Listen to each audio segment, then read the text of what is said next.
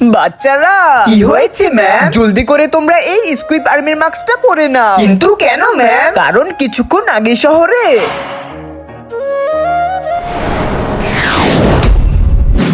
এই বাবাটা ঘুরে বেড়াচ্ছে, যেই এই স্কুইপ আর্মির মাস্কটা না পড়তেছে তার চেহারাই বাবা নষ্ট করে দিচ্ছে। হ্যাঁ, কি বলছেন ম্যাম? হ্যাঁ, কিছুক্ষণ আগেই আমি স্কুল আসার পথে ওই বাবাটার সামনে পড়ে যাই। আমি সেখান থেকে ভাগারও সময় পাইনি, আর সে আমার চেহারা নষ্ট করে দেয়। এইগুলো কি বলছেন ম্যাম? হ্যাঁ বাচ্চারা, আমি সত্যি বলছি। তাই এখনো সময় থাকতে মাস্কগুলো পরে না। আচ্ছা ম্যাম। কিন্তু বন্ধুরা দাঁড়াও, তোমরা সবাই এখান থেকে ভাগো। এই শয়তান বাবাকে তো আমি ছাড়বো না, ওকে আজকে আমি উচিত শিক্ষা দিব। এই শয়তান বাবা, ছাড় আমাকে।